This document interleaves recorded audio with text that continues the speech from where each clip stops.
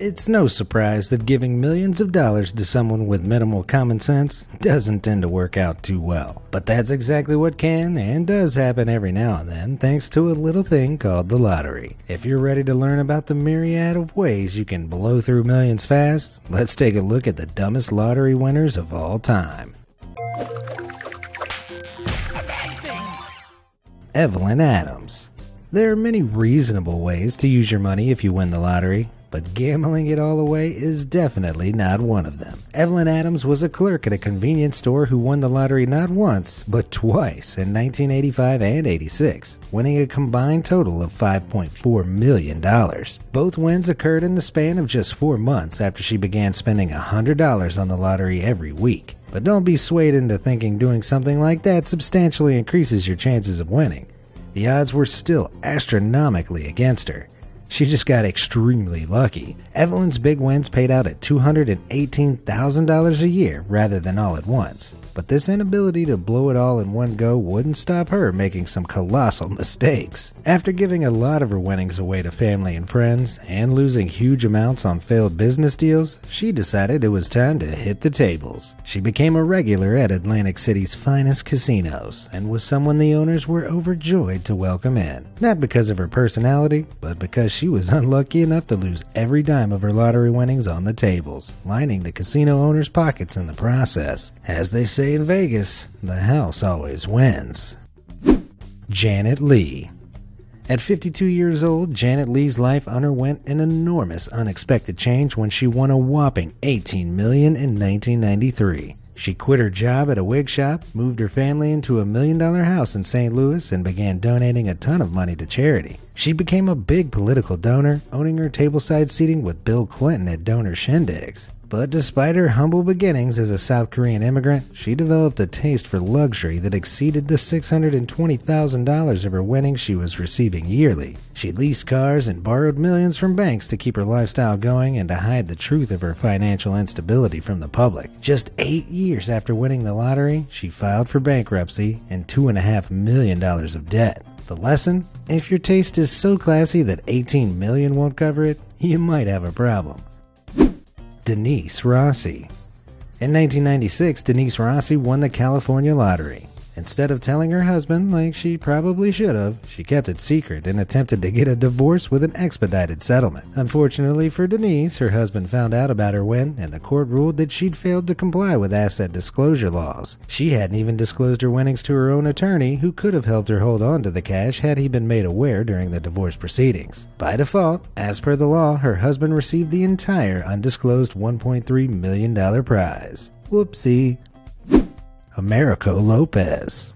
In 2009, a lottery pool made up of co-workers at a New Jersey construction company sent one group member, Americo Lopez, to buy their weekly ticket. To Americo's astonishment, when he did, he found the group's luck had come in big time. But for some reason, he decided that $38.5 million just wasn't enough to be comfortably split 6 ways, so he claimed he'd bought the winning numbers all on his own. When his 5 co-workers took him to court, the jury ruled that he'd have to pay each of them a $2 million settlement. The stupidity wasn't that Americo tried to selfishly cash in. After all, it worked. He still walked away with $14 million after taxes. The real stupidity was that he thought his ridiculous lie would fool anyone. But I suppose being believed doesn't matter all that much when you're sitting on $14 million.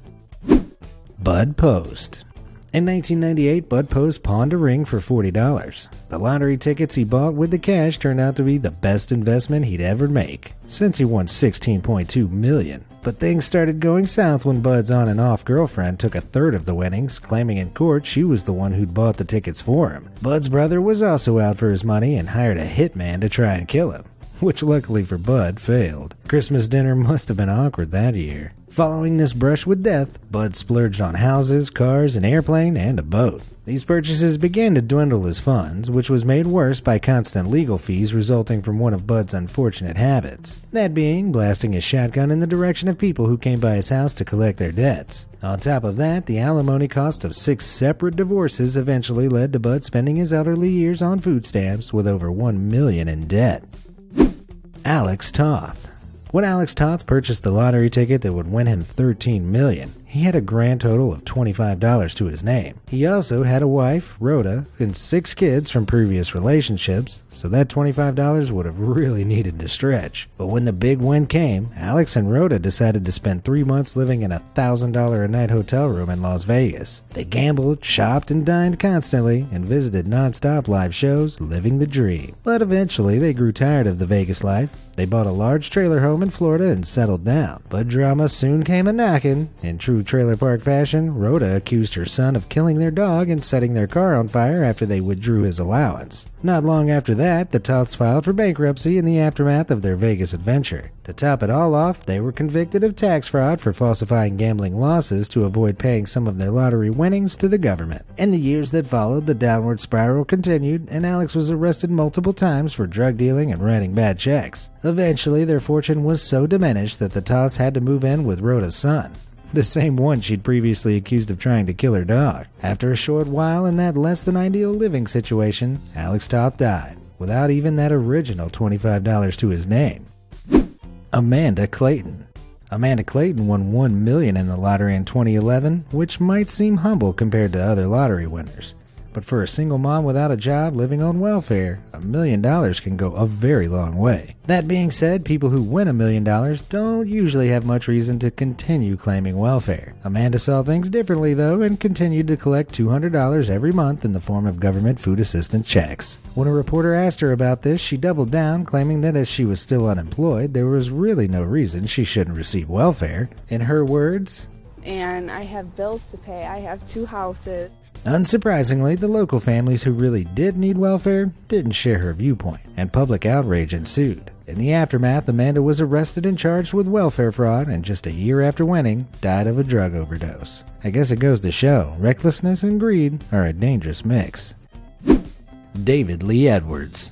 If you're going to win the lottery, it makes sense to spend some of your winnings on your interests. But if David Lee Edwards is anything to go by, pursuing your interest in medieval weapons may be a bad omen of things to come. In 2001, the Kentuckian who'd spent a third of his life in jail won a $27 million Powerball. But David's first mistake was choosing to take his winnings in one lump sum. This always means a lower total, and of course, more opportunities for disastrous spending choices. David bought 2 homes right off the bat, one for $1.6 million and another for $600,000. But he didn't stop there. Far from it.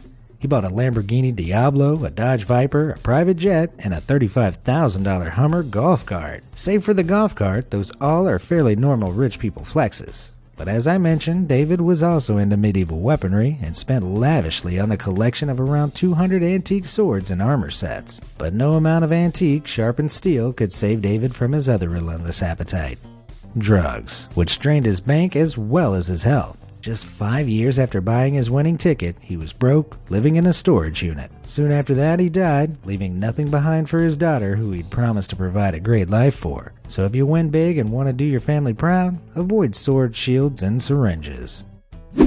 Martyn Tott. Englishman Martyn Tott bought a lotto ticket in 2000, but totally forgot about it until months later when he tuned into the TV lottery. The lottery runners were appealing to the winning ticket holder from weeks prior to come forward. Martyn realized the winning numbers were the ones he'd bought, but he couldn't find the ticket anywhere. Despite correctly remembering the store, date, and exact time he'd bought the ticket, the piece of paper itself was nowhere to be found. When he got hold of the lottery company, he learned the true meaning of devastation. Since he'd failed to file a lost ticket claim within 30 days of his purchase, he got nothing. To top it all off, the stress of the ensuing years of unsuccessful legal battles attempting to claim the money cost him his marriage. It's safe to say Martyn Tott probably felt pretty dumb for not keeping that ticket safe. Michael Carroll. Aged only 19, English garbageman Michael Carroll won $15.8 million in 2002 and soon traded the trash truck for an array of other expensive cars. All of which he parked up at his newly acquired mansion, of course. But Michael had a bit of an unfortunate taste for destruction and aggression. He was known for throwing rocks at strangers as a teenager, as well as all sorts of other mayhem. He channeled this energy into the destruction derby site he built in his mansion's backyard, and soon he'd smashed up countless expensive cars, as well as the mansion itself. He also began consuming $3,000 worth of Colombian dancing powder on a daily, and his mischievous drug-fueled escapades led to local police setting up a hotline specifically for neighbors with Michael Carroll-related complaints. As the richest nuisance in England, his love of gold, drugs, escorts, and destruction soon saw him totally broke, and he returned to the garbage man life. But he certainly had a good time while it lasted. Andrew Jackson Whittaker Jr.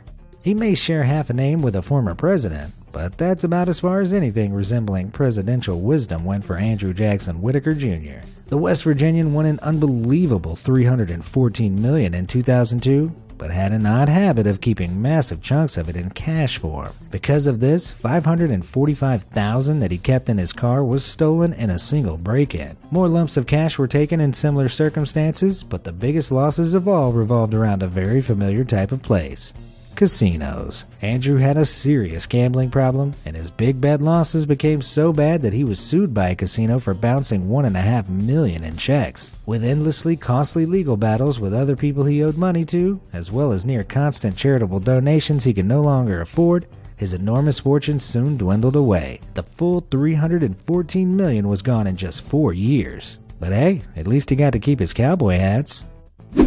Callie Rogers. It's pretty hard to be mentally prepared for a lottery win, especially when you're only 16.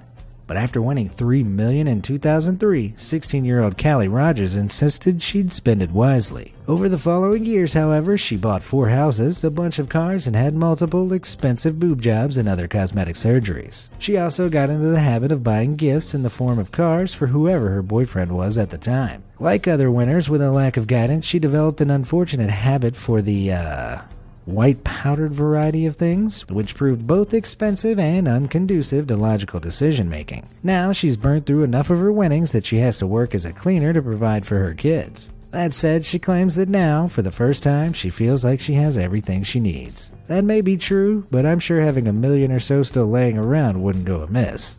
How would you avoid these pitfalls if you won the lottery? Let me know in the comments section below. Thanks for watching.